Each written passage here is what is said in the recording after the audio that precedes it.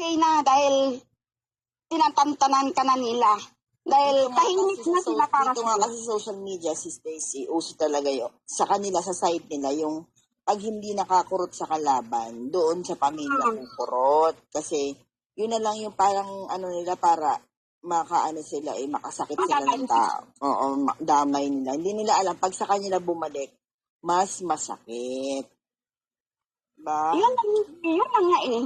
Yun na nga ang sinasabi ko na sinasabi nila, gusto, pinapalabas nila, dinadamay yung pamilya nila, kaya yung mga kalaban dinadamay. Kung sino lang ang tao ng damay sa pamilya nila, yun ang balikan nila. Huwag nila isali yung tao na hindi naman dinadamay yung pamilya. Dapat doon lang tayo. Kung anong issue mo doon sa isa na yan, yun lang ang kailangan mong sabihin. Hindi yung pati yung mga pamilya, pati yung kung sino-sino dinadamay para masira ka dito sa social media. Hindi patas ang labanan. Correct. Diba? Yung iba naman, nagmamalinis, lagi sinasabi, tayo ang balahura, tayo ang balahura. Diyos ko, hello, lahat tayo dito balahura. Lahat tayo dito naglalabanan, nagsasalitaan ng masasakit kung ano-ano. Diba? Huwag tayo magmamalinis. Mas balahura pa nga kayo, diba? Ako nga, alam mo, nung nakaraan na may sumugod sa akin, sabi niya, nagsisisigaw siya. Ako daw, siniraan ko daw siya sa social media. Ako daw ang umano sa kanya, kung ano daw sinasabi ko. Hello, ako ba talaga si Stacy? Ako ba talaga, or from the start pa lang na marami na siya nakalaban sumira sa kanya? Pero sa kanya binibintang lahat. Ako daw ang buang. Teka lang, kailan ako naging buang? Sino sa atin ang buang, di ba? Ang hirap ng mga ganon. Bago ka magsalita, bago ka magbitaw ng salita na lalabas sa bibig mo, isipin mo muna kung totoo, kung tama. Ako yung sinungaling, teka lang, parang ako naging sinungaling, di ba? Wala naman akong dito, issue ng sinungaling. Yung ibang naman, kabilang partner, walang ginawa kundi manakot sa akin. Kung ano-anong pinagsasabi, Diyos ko, magsawa kayo. Basta ako alam ko kung ano yung totoo. Ganyan, kukurot sa pamilya, hindi na nagsawa. Hindi makakurot sa akin, kukurot sa pamilya. O ano-ano sasabihin, gagamitin ng pamilya ko. Diyos ko, mahiya kayo. Lumaban kayo ng patas. May susugod, maraming kasama, bataan. Sugod, isa lang. Huwag tayong ganyan. Kung talagang matapang tayo, focus tayo sa kalaban. Yung kalaban mo lang, huwag bandamay ng pamilya. Kasi hindi lang naman kayo may kayang gumawa niyan.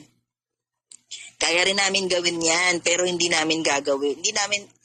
Hindi kami kagaya ninyo na mandadamay ng ibang tao.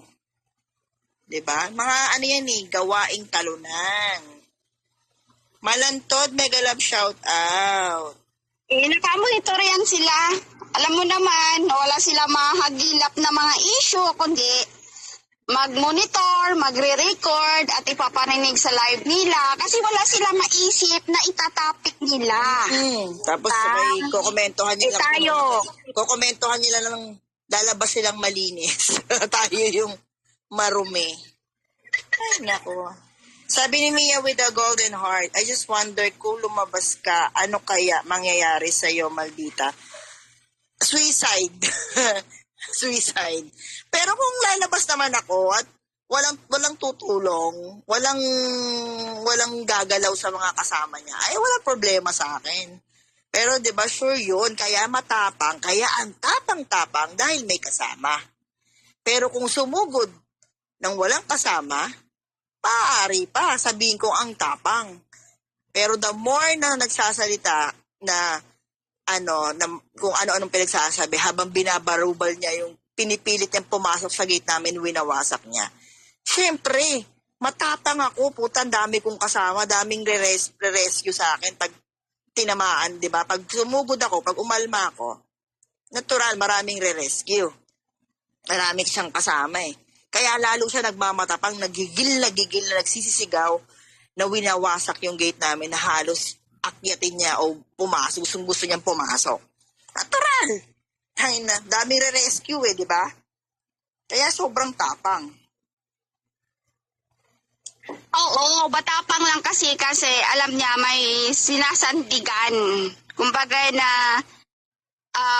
hindi naman susugod yan kung mag-isa lang dahil alam naman siguro yung ano dito, yung kapasidad mo kung anong dapat mong gawin, 'di ba? Natural, utak rin ginamit niya pero hindi yan yung katapangan yung sinasabi nila na matapang ka dahil sumugod ka.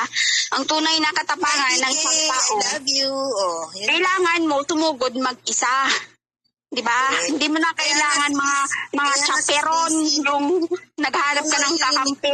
Kaya nga si Stacy, 'di ba? Ako naririnig mo dun sa sa video natin, 'di ba?